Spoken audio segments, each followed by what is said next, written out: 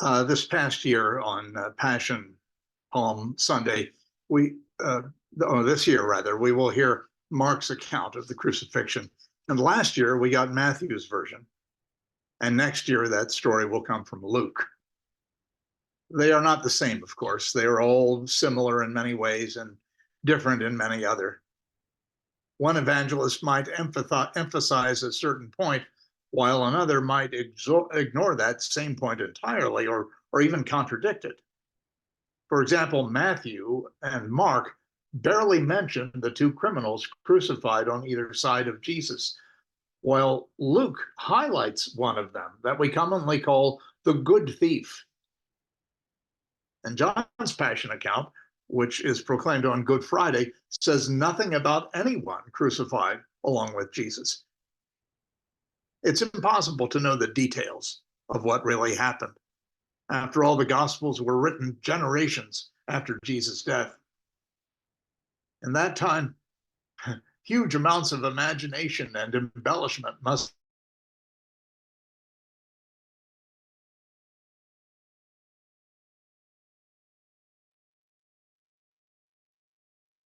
that the gospel writers were not recording historical facts as much as they were writing theology. Who cares about the details? So what if the authors saw things differently or had different agendas? What is essential is what satisfies the soul. One of my colleagues, when referring to biblical stories, is fond of saying, it's all true, and some of it actually happened. In the story of Jesus' final days, it was more important to inspire than to be accurate. We listen to the readings not with an eye to accuracy, but with the hope of finding meaning that feeds our faith. It is in that spirit that our Philippians reading, which we hear every year on Palm Sunday, is especially powerful. It's interesting how we always focus on the gospel. But this time, I'd like us to think about what the good people of Philippi had to say, as recorded by St. Paul. That letter to the Philippians was written about a decade before the earliest gospel, Mark's. And today's passage is thought to be the words of an ancient hymn that celebrated Jesus' humility. One might say that the hymn's singers disregarded all the questionable details of the crucifixion, the various stories that were being passed around and not yet written down. They ignored all that and simply proclaimed the essence of the tale, that Jesus emptied himself, it says in that passage, that Jesus emptied himself or became completely empty or made himself nothing or made himself of no reputation, as the phrase is rendered in various translations. He took on the form of a slave, a servant. He did not cling to his equality with God, but he humbled himself, obediently accepting even death on a cross. The hymn tells us that God highly exalted him because Jesus was willing to let go, to be emptied of glory. It brings to mind a teaching by the Jesus of Matthew's gospel. The greatest among you will be those who humble themselves. The greatest among, let me try that again. The greatest among you will be the one who serves the rest. Those who exalt themselves will be humbled, but those who humble themselves will be exalted. The Philippians were celebrating the one who heroically lived the truth of that teaching, the one who gave his life in humble service.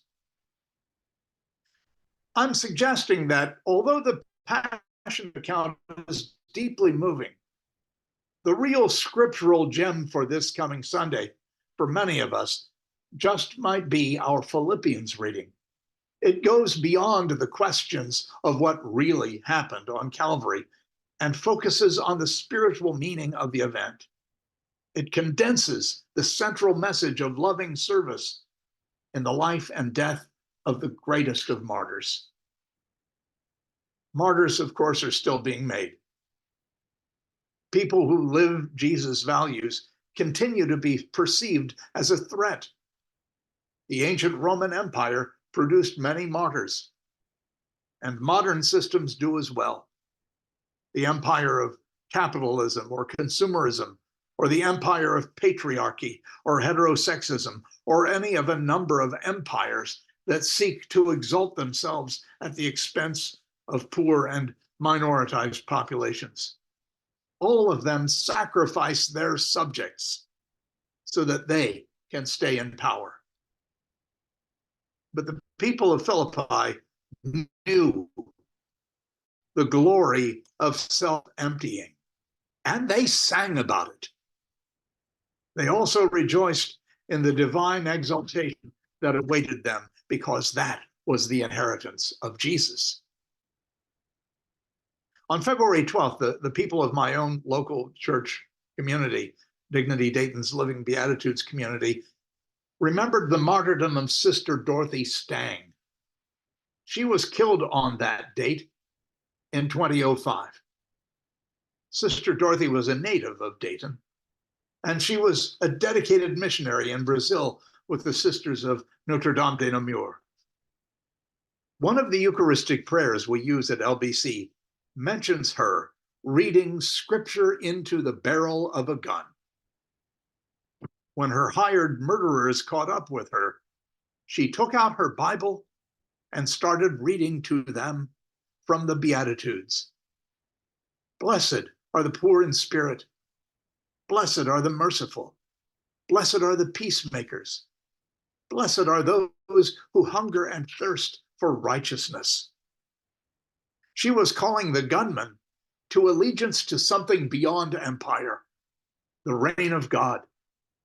She was inviting them to join her in the freedom of self-emptying, in unselfish love for the exploited.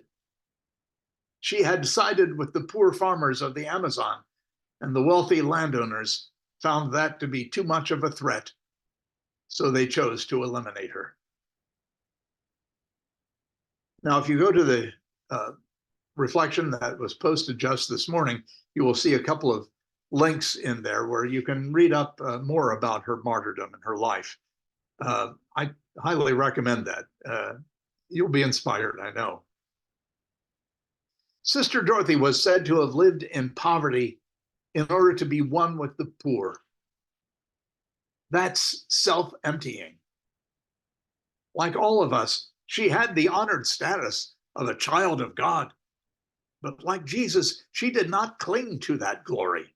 She let go of it. She took the form of a servant, as the Philippians hymn said of Jesus. The message of our long gospel reading for Passion Sunday can be summed up in that. Martyrs know the power of humility. The words human and humility are both related to the word humus, which means earth or dirt. To be fully human is to be down to earth, to be in the everyday grind of life with the rest of us. And that is also the meaning of humility. There is a realness to the humble. They don't try to be more than human, exalted and above it all, or less than human, a denial of their godly image. They are simply, yet inspiringly, human.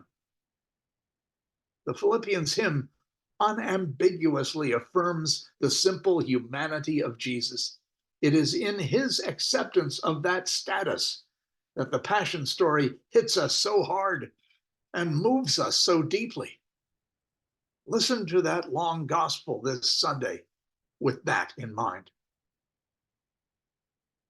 Our Philippians reading begins with, "Your attitude must be Christ's."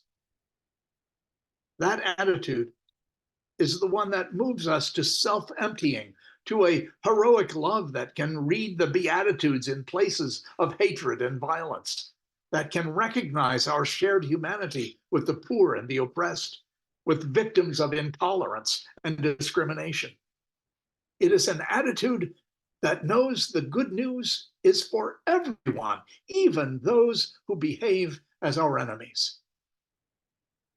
That was Christ's attitude as he accepted his death. May it be ours as well.